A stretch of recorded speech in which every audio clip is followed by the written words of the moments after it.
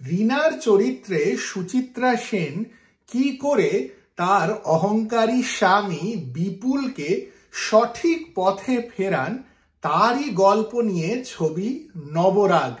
1971 সালে রিলিজ হওয়া বিজয় বসু পরিচালিত নবরাগ নিয়েই আজকের আড্ডা। আমি তন্ময়, আশা করি আপনারা সকলে ভালো আছেন। মহানায়ক যে নানা ধরনের চরিত্রে অভিনয় করতে ভালোবাসতেন তা ওনার 1971-এর ফিল্মোগ্রাফি দেখলেই বোঝা যায়। নবরাগ ছাড়াও এই বছরই রিলিজ হয় তার এখানে পিঞ্জর, জয় জয়ন্তী, ধন্যী মেয়ে আর ছদ্মবেশী। প্রত্যেকটি ছবিতেই কিন্তু মহানায়কের চরিত্র অন্য রকম। নবরাগ যেই ধারার ছবি সেই ধরনের ছবিতে উনি আগেও অভিনয় করেছেন। ইনফ্যাক্ট শঙ্খবেলা আর যতুগৃহ কিন্তু অনেকটা নবরাগের মতোই ছবি। তবে নবরাগ এই জন্যই স্পেশাল, এখানে মহানায়কের সঙ্গে মহানায়িকা সুচিত্রা সেনও অভিনয় করেছিলেন।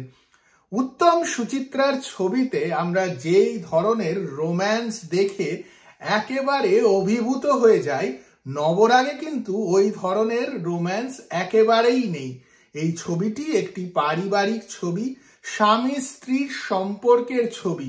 আর এই ধরনের ম্যাচিওর ছবিতে উত্তম সুচিত্রা হয়তো একবারই অভিনয় করেছিলেন। আমি যদি ভুল বলে থাকি তাহলে কমেন্ট বক্সে আমাকে অন্য আরো ছবির কথা জানান যেখানে উত্তম কুমার আর সুচিত্রা সেন নবরাগের মতন একটি স্বামী স্ত্রীর অভিনয় করেছেন, যেখানে স্বামী স্ত্রীর মধ্যে দ্বন্দ্ব নিয়েই ছবির মূল গল্প। এবার নবরাগের গল্পে ফেরা যাক। বিপুল একজন সাকসেসফুল ধনী ব্যবসায়ী আর খুব অহংকারীও বটে। বিপুল বিয়ে করেন রিনাকে, যে গ্রামের একটি সাধারণ মেয়ে। গ্রামের মেয়ে হলেও রিনা খুব কষ্ট করে নিজেকে বিপুলের জগতের সঙ্গে মানিয়ে নেন।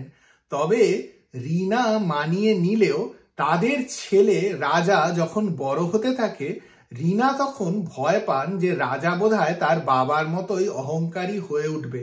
আর রাজা হয়েও ওঠে। সে রিনার কোনো কথাই শোনে না আর বাবার মতন অন্য মানুষদেরকে অবজ্ঞা করতে থাকে।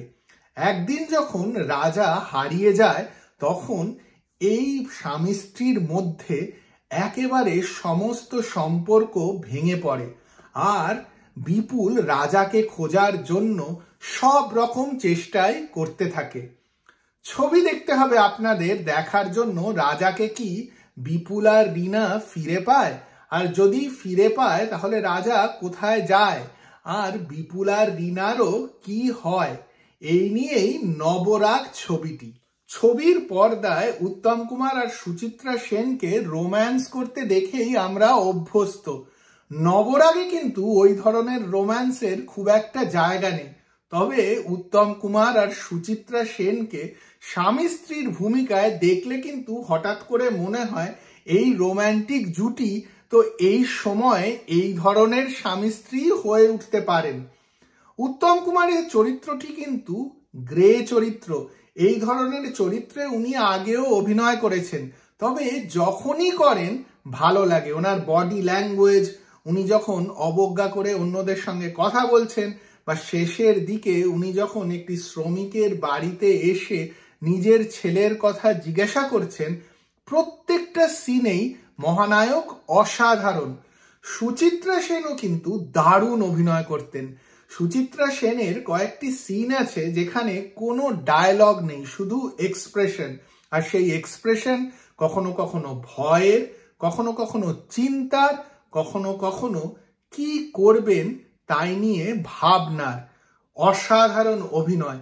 ছবিটি দেখলেই বুঝতে পারবেন কেন আমি এই কথাটা বলছি। উত্তম কুমার আর সুচিত্রা সেনের জুটি মেড ফর ইচ আদার ছিল।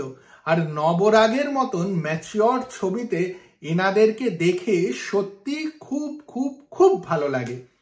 নবরাগ হয়তো এই জুটির শেষ হিট ছবি। ছবিটি মিনার বিজলি ছবি ঘরে রিলিজ হয়েছিল আর শোনা যায় বেশ ভালো ব্যবসা করেছিল। এর পরে কিন্তু উত্তম সুচিত্রার ছবি এত ভালো ব্যবসা হয়তো কখনো করেনি। নবরাগ ছবি যখন বেরিয়েছিল তখনও কিন্তু ছদ্মবেশী, ধন্যী মেয়ে এই ধরনের ছবিতে উত্তম কুমার ক্যারেক্টার রোল করছেন। ইনফ্যাক্ট এখানে পিঞ্জরেও কিন্তু ওনার চরিত্রটি অন্যরকম। তবে নবরাগ করে উনি বুঝিয়ে দিয়েছিলেন যে সুচিত্রা সেনের সঙ্গে ম্যাজিক তখনও বজায় রয়েছে। নবরাগ ছবিতে একটা ক্রিকেট ম্যাচেরও সিন আছে। ছবির ক্রেডিটস দেখলে বুঝতে পারবেন যে বাংলার সেই সময়ের রঞ্জি প্লেয়াররা, এই অম্বর রায়, গোপাল বসু, তারা ওই ক্রিকেট ম্যাচটাতে খেলেছিলেন। নবরাগ ছবিটি যদি না দেখে থাকেন তাহলে দেখে ফেলুন, আর যদি দেখে থাকেন আমাকে জানান যে ছবিটি আপনাদের কিরকম লেগেছিল।